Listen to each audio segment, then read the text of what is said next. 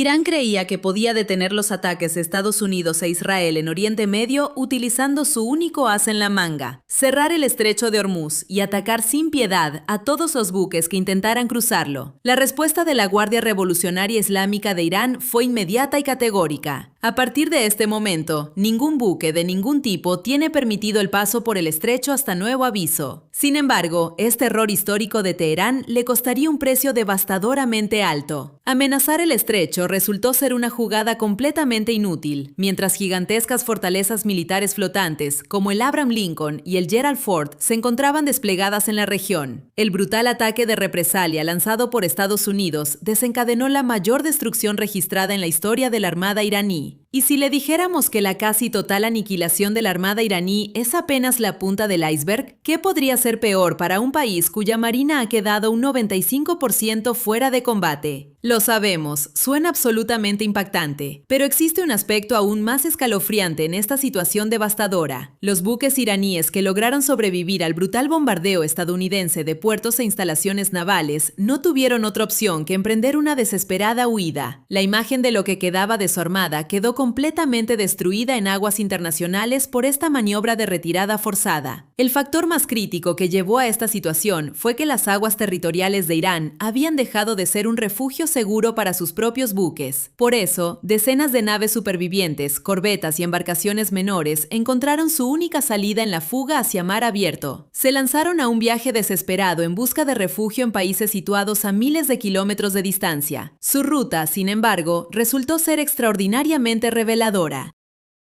Los buques iraníes que huían de los misiles Tomahawk y los bombardeos de los B-52 ponían rumbo al sur, cruzando el Océano Índico. Entre ellos se encontraban los activos navales más críticos que Irán había desplegado para amenazar el estrecho de Hormuz: el Iris Dena, el Iris Lavan y el Iris Bushehr. Los tres regresaban de los ejercicios Milán 2026 y habían partido del puerto de Visakhapatnam, India, con destino a Sri Lanka. La Armada de los Estados Unidos, sin embargo, había estado rastreando estos buques en aguas internacionales desde el primer momento. En otras palabras, las rutas y destinos de los barcos habían sido calculados con antelación milimétrica. La historia de la huida del Iris Dena se convirtió en el ejemplo más claro y demoledor de la situación. Tras partir de Visakhapatnam, este buque puso rumbo al sur a través del Océano Índico en dirección a la costa meridional de Sri Lanka. La ruta abarcaba aproximadamente entre 1.500 y 2.000 millas náuticas al suroeste, cruzando el Golfo de Bengala por aguas internacionales. El barco se dirigía de regreso a Irán, pero aceleró al detectar la vigilancia estadounidense. Poco después, el Iris Dena fue alcanzado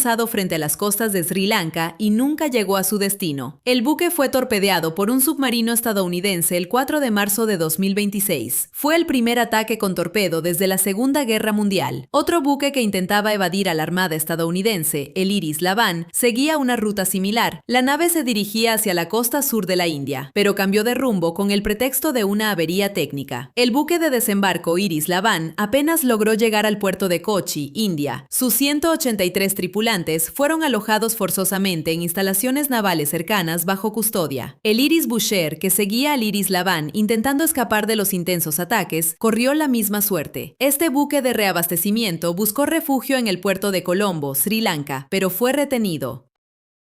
Ninguno de los dos buques pudo completar sus planes de fuga. ¿Creen ustedes que estos dramáticos momentos de captura detuvieron las operaciones de escape de la flota iraní? Sorprendentemente, no. Los barcos continuaron cambiando de rumbo ante los ataques estadounidenses. La mayoría de los buques huyeron desde Bandar Abbas y Chabahar en dirección al Océano Índico o a las aguas frente a Pakistán. Sin embargo, Estados Unidos atacó más de 60 embarcaciones. Ante un balance tan demoledor, la Armada iraní comprendió que estaba completamente atrapada en el Océano Índico. Tras estas pérdidas catastróficas, los buques restantes optaron por ocultarse en puertos o huir en embarcaciones menores. Algunos intentaron mezclarse con la denominada flota fantasma, que supuestamente transporta petróleo iraní de contrabando hacia China. Estos barcos pusieron rumbo a Pakistán u Omán, pero el panorama seguía siendo el mismo. Decenas de naves fueron neutralizadas antes de alcanzar sus destinos previstos. Esta odisea de escape fue la evidencia más contundente de cómo el prestigio de la Armada iraní había había desaparecido del escenario internacional. Una potencia que había desafiado al mundo cerrando su propio estrecho se había esfumado en tan solo unos pocos días. La caza de estos buques por parte de Estados Unidos en medio del océano envió un mensaje absolutamente inequívoco sobre el equilibrio global de poder. Washington proclamaba al mundo entero que el control de los océanos estaba completamente en sus manos. Se subrayó que no quedaría ni un solo escondite para ningún elemento hostil. Así, el sueño iraní de operar más allá de los océanos quedó enterrado para siempre en las profundidades del mar. Sus planes para llegar a sus aliados por vía marítima han llegado a un fin absoluto.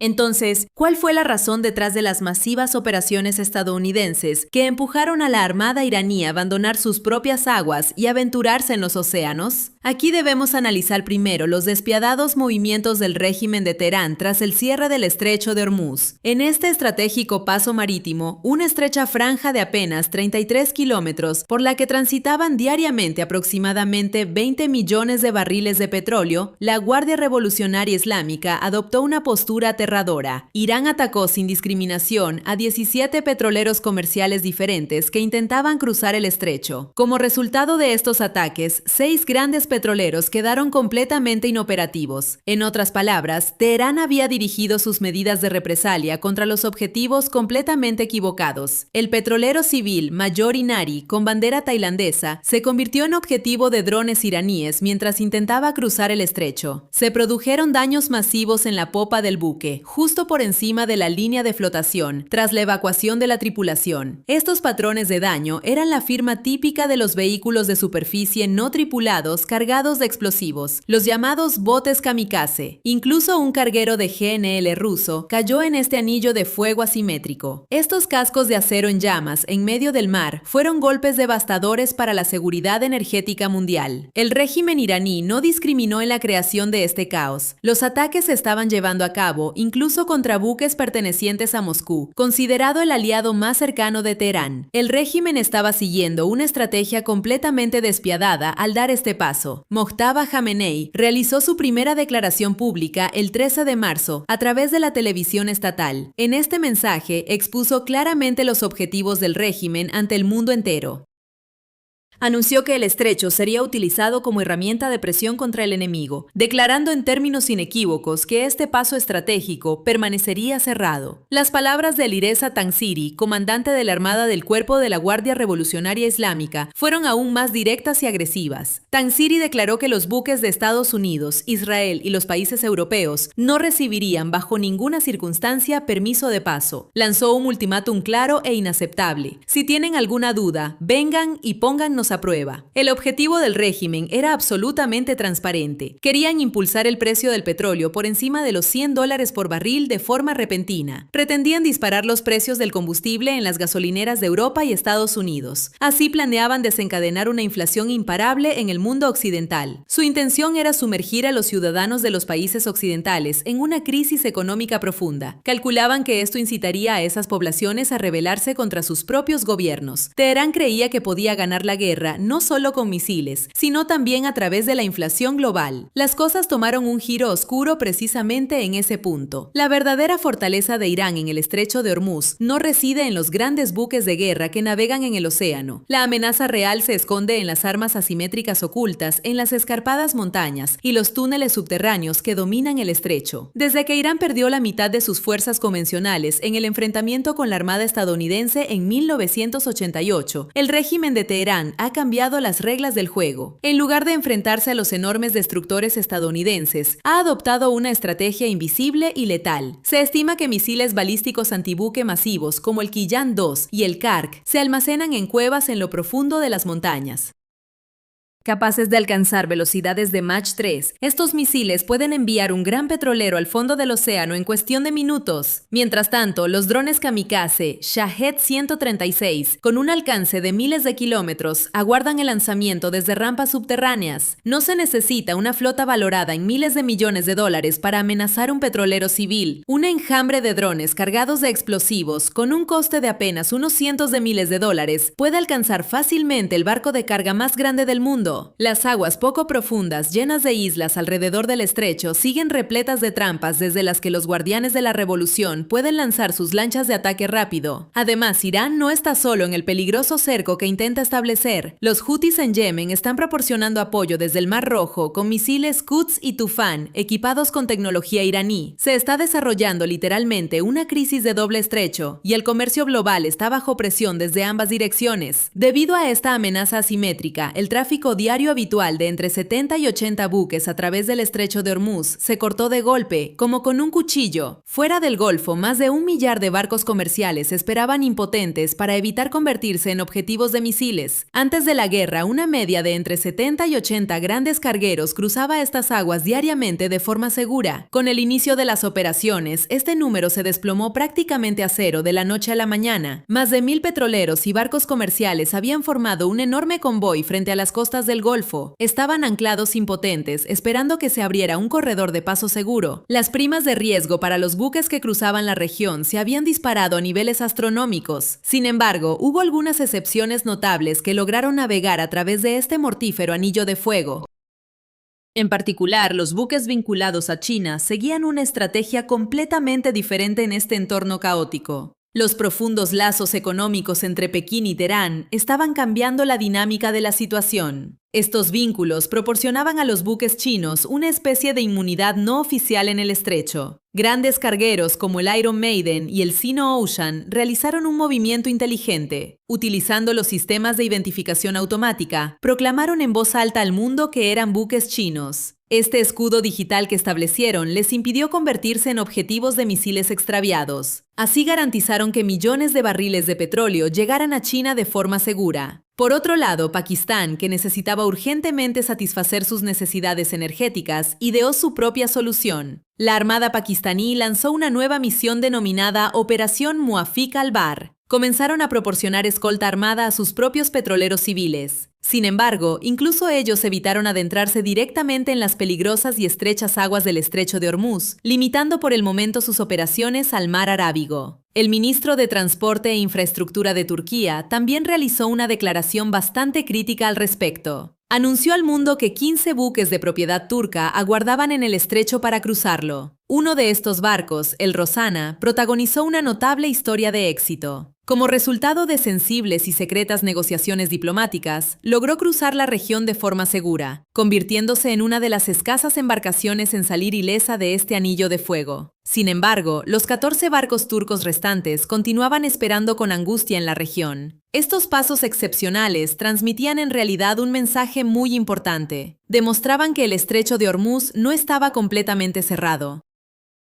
pero probaban que el paso solo era posible a través de equilibrios de poder específicos y negociaciones diplomáticas concretas. Como si la presión que Irán ejercía sobre los barcos petroleros y de carga internacionales no fuera suficiente, también tomó medidas para convertir sus aguas marítimas en lo que equivalía a un campo de minas, minando el estrecho de Hormuz y sus alrededores. Este movimiento inhumano tenía el potencial de desencadenar una crisis global de proporciones inimaginables. Sin embargo, el bando estadounidense entró en acción contra esta amenaza y logró frustrar la estrategia iraní de convertir el estrecho en una zona de alto riesgo, mediante maniobras críticas. Un total de 16 barcos minadores fueron identificados, perseguidos y destruidos uno por uno. El significado estratégico de este movimiento de las fuerzas militares estadounidenses fue inmenso. Si esos barcos minadores hubieran podido completar sus misiones encubiertas, el desastre habría sido inevitable. El estrecho de Hormuz se habría convertido en una trampa masiva que no podría haberse limpiado durante años. Miles de minas explosivas habrían sido colocadas en el fondo del mar. Esta situación habría hecho completamente imposible cualquier tipo de paso civil o militar. Irán planeaba convertir el estrecho en una sombría y extremadamente peligrosa zona oscura. Estados Unidos, sin embargo, iluminó esa sombra y eliminó esa amenaza mortal en su misma fuente. El hundimiento de los barcos minadores golpeó en el corazón mismo de la doctrina de guerra naval asimétrica de Irán. Al final de los ataques, el 95% de la flota había quedado reducida a un montón inútil de chatarra. La capacidad operativa de Irán en el mar era ahora prácticamente inexistente. Sin embargo, el hundimiento de la armada iraní y sus barcos minadores no resolvió todos los problemas. Estados Unidos tenía que garantizar el flujo global de energía.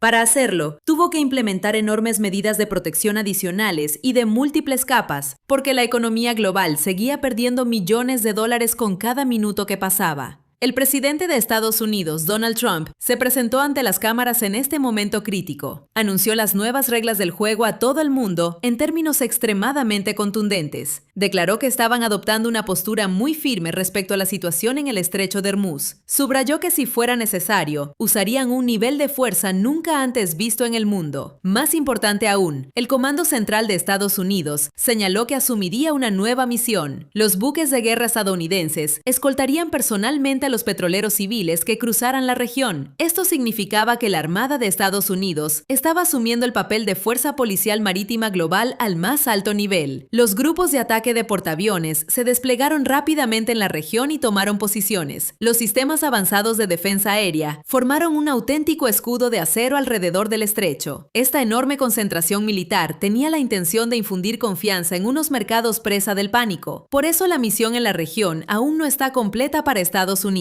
Las fuerzas militares estadounidenses no se detendrán hasta que se eliminen estos riesgos invisibles en el estrecho de Hormuz. Continuarán sus operaciones ofensivas contra Irán hasta que las amenazas terrestres sean completamente destruidas. La segunda fase de estas implacables operaciones sirve a un propósito muy claro. Está enteramente enfocada en la caza y destrucción de estos sistemas terrestres. El Pentágono está monitoreando la región con satélites en el espacio y aeronaves de reconocimiento de gran altitud. Está peinando la costa iraní centímetro a centímetro y segundo a segundo. Los avanzados bombarderos estadounidenses están literalmente lloviendo muerte desde el cielo.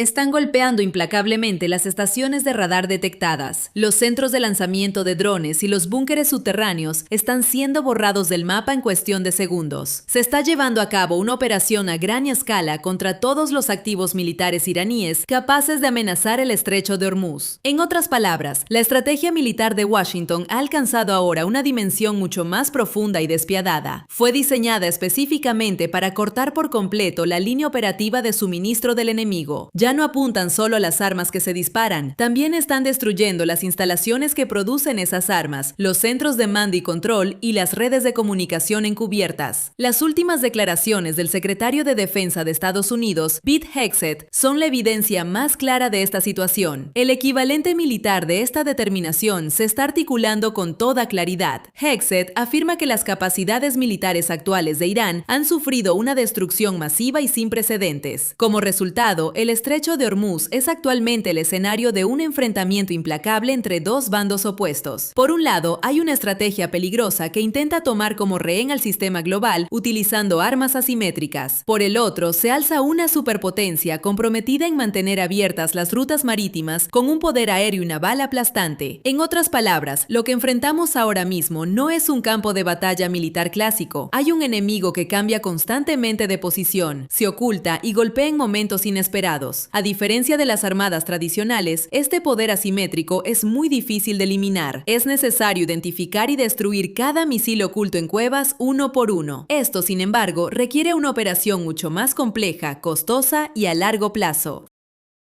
Sin embargo, hasta ahora Estados Unidos ha llevado a cabo una operación exitosa contra los activos navales iraníes, y decenas de buques de guerra y destructores liderados por el USS Gerald Ford y el USS Abraham Lincoln siguen librando una batalla implacable contra esta amenaza. El precio que Irán pagó por sus ambiciones navales ha sido extraordinariamente alto. Como coste de la confrontación, la poderosa armada iraní ha sido borrada del mapa. Los pocos barcos supervivientes huyeron impotentes a países lejanos. Los planes para minar los mares han fracasado por completo. Sin embargo, la guerra ha pasado ahora del mar a las montañas escarpadas y los túneles oscuros. La amenaza sigue acechando en las silenciosas y letales alas de los vehículos aéreos no tripulados. En este tenso y global juego de ajedrez geoestratégico, las jugadas están lejos de haber terminado. Entonces, ¿cuál es su opinión al respecto? ¿Cuánto tiempo más podrá resistir el poder asimétrico restante de Irán la enorme presión militar ejercida por Estados Unidos? ¿Podrá el estrecho de Hormuz volver a ser un paso seguro por el que los petroleros y los barcos de carga transiten libremente, como lo fue en el pasado? Esperamos con interés sus valiosos comentarios sobre este tema, presentado por TGN. Gracias por elegirnos y por ver hasta el final.